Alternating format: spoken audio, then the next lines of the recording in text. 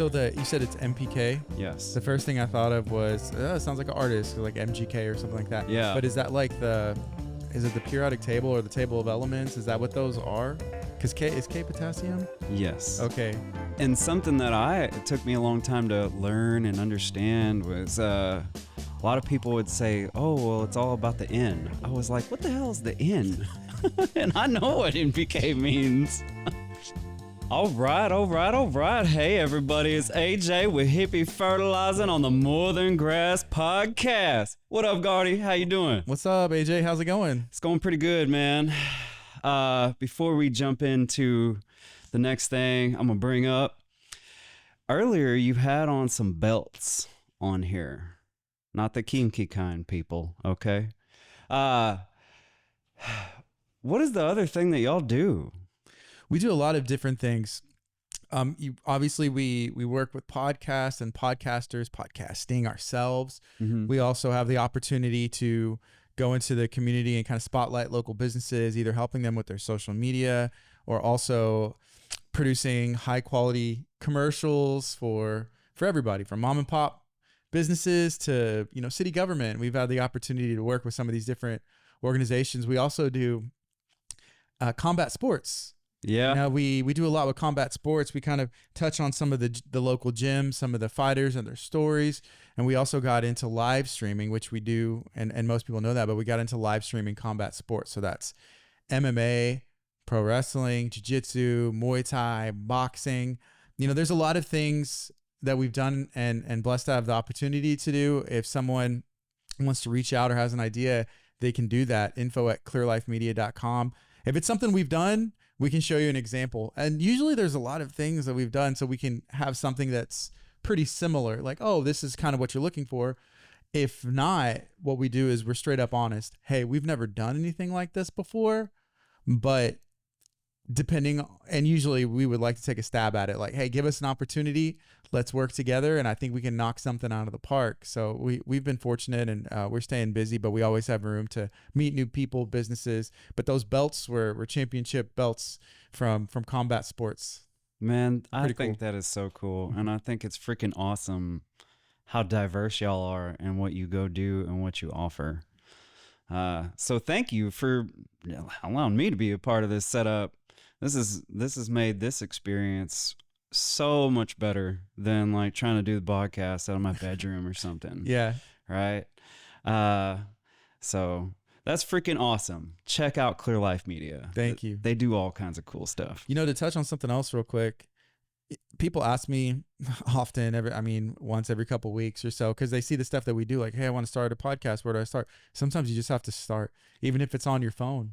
Dude, and I have, I've been making videos for about 10 years now, right? And people ask me, they're often like, oh, you seem so good at it. And I'm like, yeah, because there's a lot of times that I felt stupid and I did it anyway. You put in a lot of work. I know even like Toastmasters, public speaking, true, networking events. It's not just, hey, let me get down and start talking. Sometimes it is, but you can always tell when somebody kind of works on what they're presenting, works on how they, come off. And so good job. Thank you for that. Yeah. And for those of you who don't know, Toastmasters is an awesome organization that is worldwide that will teach you public speaking skills, even time management when speaking, although sometimes I don't follow that, right?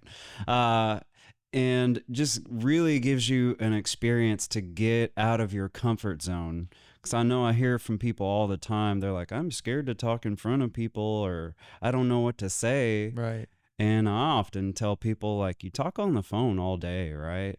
Most of the time. And whatever you're good at, whether it's me talking about fertilizer and things like that, or, y'all talking about events, combat, all sorts of stuff. I think the easiest way to start for anybody out there, just talk like you're talking on the phone. Yeah. When it comes to radio, they always say that you're supposed to talk like you're talking to that one person who's listening. Mm-hmm. So you would want to avoid words like, y'all, hey, how are y'all doing? It's more, hey, how are you doing? What do you have going on today? Let me know what you have. I want to hear from you, and that's a personal thing, but that's just like a little tip. And they also say, Bro, why didn't you give me this tip before? we're giving it now. We're giving it to the world as well. Yeah. You talk about people being scared to talk, and I used to be that same way. But they say that's the number one fear is public speaking. Yeah. Because I've thought about it, it's like, oh, embarrassment. What is the things? But like all those things kind of fall under public speaking. That if it's not number one, I know it's like up there. But I've heard that from numerous people, and honestly, it's not that far fetched, right? No, and I've heard the same thing from many people. But then you get like, I don't know about you, but I see people sometimes like they get in their comfort zone, right? And then they don't even realize that they're talking to more people. Right. Because that'll happen too. Yeah. Like, oh, this is my subject matter. Boom. Yeah. And that's also being prepared, trying to get comfortable, and then knowing the subject matter. What are you going to be talking about? If you get up somewhere and you're like, I don't really know what I'm doing. But at the end of the day, if you get up there, I'm prepared. I know what I'm going to share. I don't have you can write out something word for word. I always try and do bullet points. Yeah. What are the 3 things that I'm trying to share in this message? And then we'll touch on 1, 2, and 3. And then if there's a reason to go back, we'll go back and touch it again. But what's the main thing that I want people to take out from this? Yeah. So it's more than just grass. It's a whole lot more. And it's a podcast. And it's a podcast. But as we jump into the hippie fertilizing side of things today, there are things that are coming more relevant or more abundant in information out there. Because if we go over a quick rundown, most people really don't even know what NPK means. So for those of you who don't, it's nitrogen, phosphorus, potassium. And sometimes there's a 4th number, and I haven't solidly gotten this down. I know in products that I buy, it's generally like the 4th number is sulfur. So if I were to take my best guess without knowing exactly, the 4th number is going to be like the other most abundant nutrient in that package. Yeah. So right. You said it's NPK. Yes. The first thing I thought of was, it sounds like an artist, like MGK or something like that. Yeah. But is that like is it the periodic table or the table of elements? Is that what those are? Because is K potassium? Yes. Okay. Yeah. Awesome. Okay. That's why I was trying to make that correlation in my head. I just wanted to make sure. And something that it took me a long time to learn and understand was, a lot of people would say, oh, well, it's all about the N. I was like, what the hell is the N? And I know what NPK means. So, it all boils down to your N. And which there's a lot of truth to that. Like managing or getting your nitrogen rate right is a significant factor, especially in turf grass, which is what I mostly work with. Getting that down here in our soils, we have a lot of clay, sodic soils. We already have a lot of phosphorus, so you won't see that being a very high number on a lot of fertilizers, because also a lot of phosphorus can tie up nutrients too, and it can lock up things. So they've really taken it out of a lot of products. And then you have potassium. Potassium is super important for a lot of functions, a lot of cellular functions.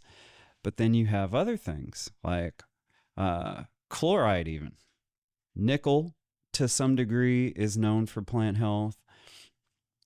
And so, yeah, there's tons of nitrogen sources, like starting with N.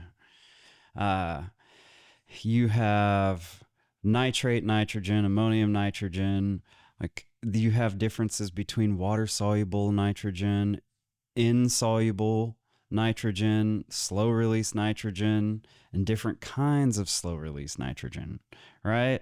And I bring this up because I meet and talk to people every day. I go do lawn assessments. I'm always looking in people's garages, like, what are you putting on your grass, right? Yeah. Sometimes people don't even know that what they're putting down isn't what they think that it is. Yeah, and I will bash on some 3-in-1 all day till the day I die. But a lot of times people are like, oh, it's just a fertilizer. And I'm like, no, it's not. It's a fertilizer, insecticide, pesticide. Just set it aside. It's junk. So there's that part. As we're getting into summer, we don't really need much nitrogen anymore unless you're really trying to bring a lawn back. And it does require some green up, some new growth, all sorts of things. But healthier lawns, back off your nitrogen rate right now of any kind. Quick release, slow release, any kind of release. Just for the most part, you can leave it alone.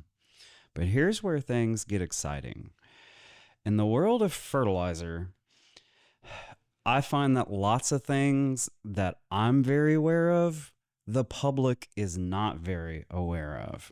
So, going into something like amino acids, there's becoming a more abundant thing about amino acid fertilizers. And I think it's one of the best things that's happened in the industry because how amino acids work in the plant and in the soil. How they work is they will get eaten up by microbes. Microbes are responsible for mineralization of any nutrient in the soil to give to the plant. However, you can get things like nitrate nitrogen and I forget the other one. Those will go very quickly to the plant, but it's kind of like a harder process on the plant. When amino acids do it, they provide a very much wider range of health functions for the plant. And then there's when you have amino acids, you often have what's called peptides. And peptides are like smaller versions of amino acids, and those can play roles in hormonal functions, right? So just like us, if your hormones are imbalanced, you're going to be feeling a little whack, right? Well, your plant does the same thing, but it can't necessarily tell you, honey, I don't feel right, I'm depressed. Right. Yeah. But if you know what to look for, sometimes you see it. And as we look at this, I want people to be a lot more aware of what they're reading because you will have your NPK, that's your total, like what they call it is your guaranteed analysis. If you have a 10-3-2, you're guaranteed a certain rate of like 10% nitrogen, the phosphorus, the potassium, and I even kind of have a little bit of a, what would you call it? Like a disgruntled feeling about those guaranteed analysis.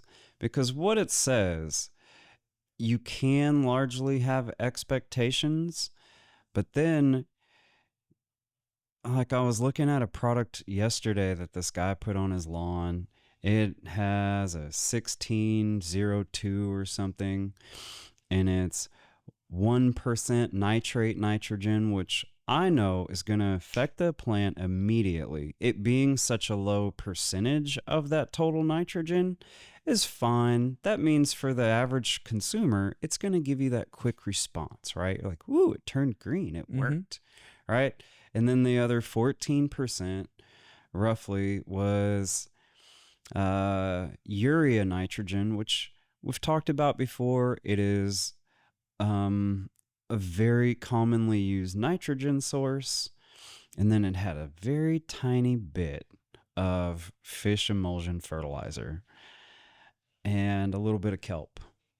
And I get a little amused by the wording on products and then what's actual in the breakdown of the fertilizer contents, because now you speckled in a little bit of fish emulsion fertilizer, which would also be translated to amino acids, which is great for plant health.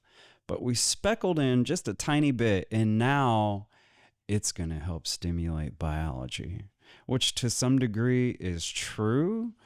But I guess I get a little irritated by the variability in products, if that's the right term, of what's stimulating biology, right? Like we can get one product over here, they put a speck of sugar in it and a speck of kelp, and boom, now it's like a natural product, right?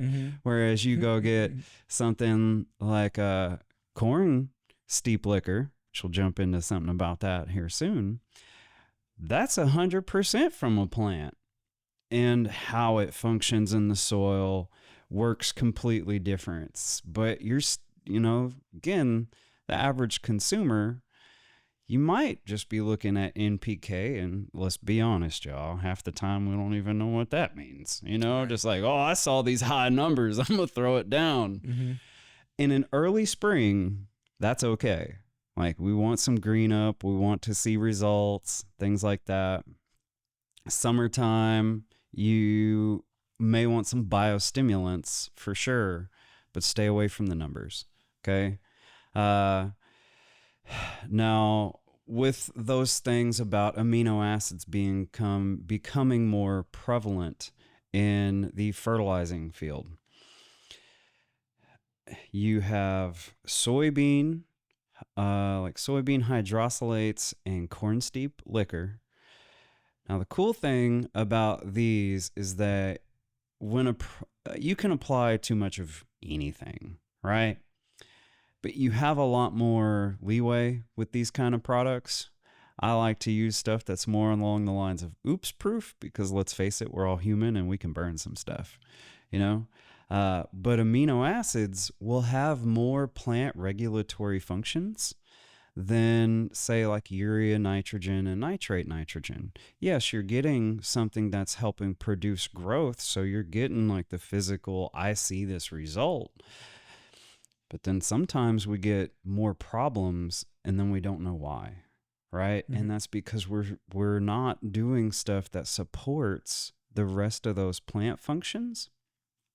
And that's where stuff like soybean meal and corn steep liquor does do things that help support plant functions. The other cool thing is when you get these amino acid type products, they are generally bonded with carbon, and microbes will break down both, right?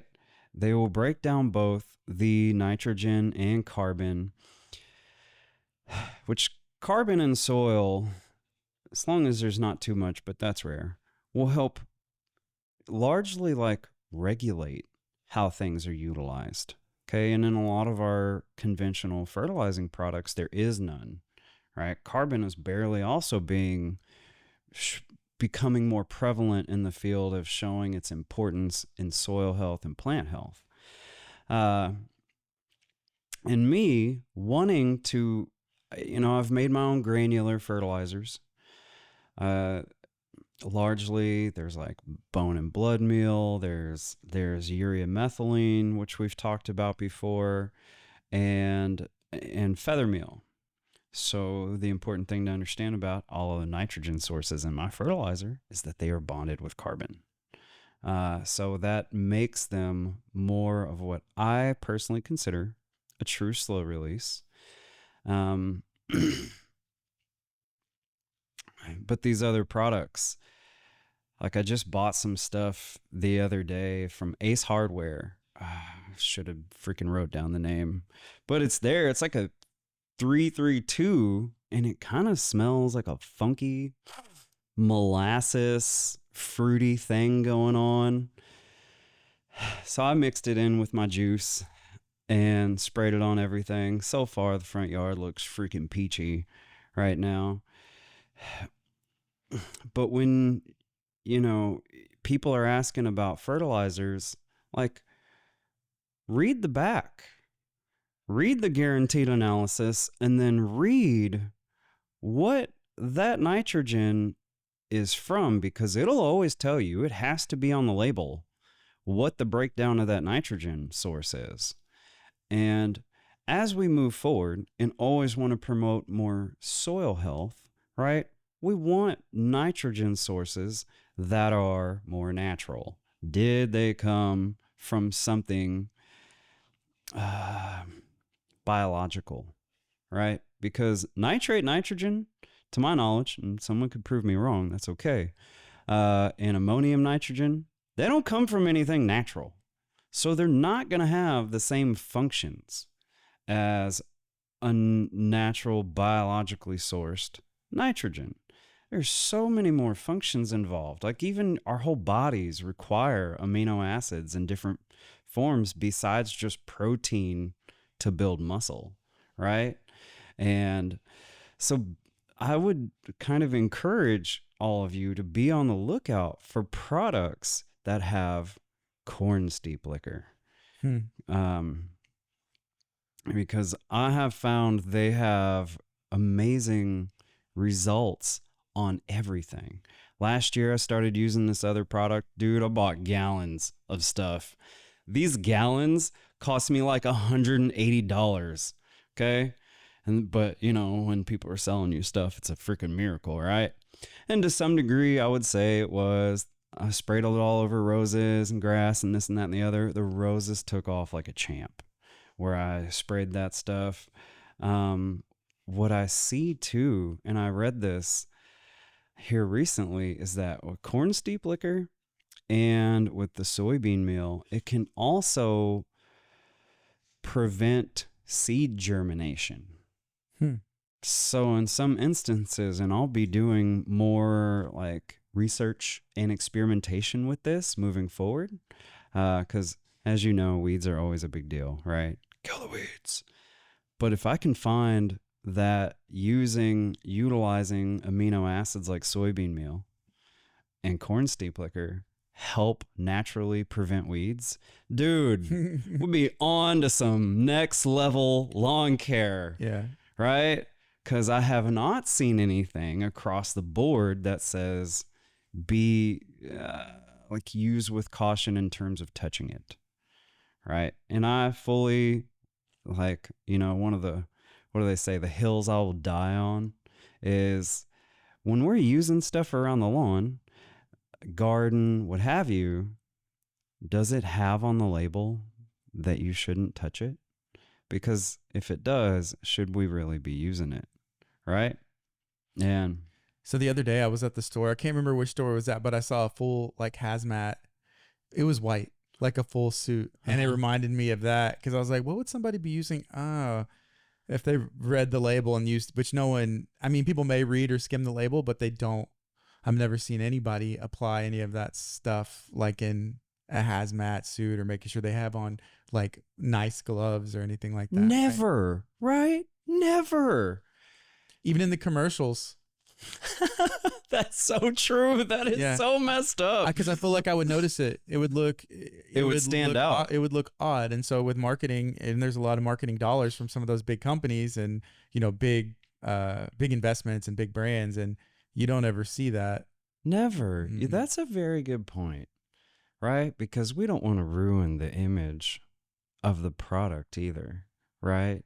We just want to build this image of like what it does. Mm-hmm. It works so great, you know?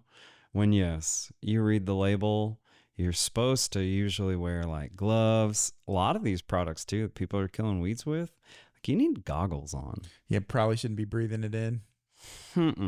Oh, it's so disgusting. In fact, I know it's a little jumping topic, but it's my godmother's birthday 2 days ago. She just turned 85. So all the neighbors came over. And one of the neighbors, their oldest daughter, just got out of college. She is, I forget which university, but in the university she went to, she now works at as a lab assistant. And she said they are studying the effects that fungicides have on people. Right. And I'm normally thinking like herbicides, because it's a little more widely known that herbicides have such a negative impact on our health. But when she brought that up, I was like, fungicides, like it's no surprise to me that they have a negative impact on our health. I mean, if we are like plants and plants are like us, which largely the more you study these things, like we're so much the same, it's nuts. So yes, if you put a fungicide on something and it harms it, it's only makes sense that fungicides can harm us. And it's always in these little tiny ways that aren't very apparent, right? So I'm like, oh, how did you get sick? I don't know.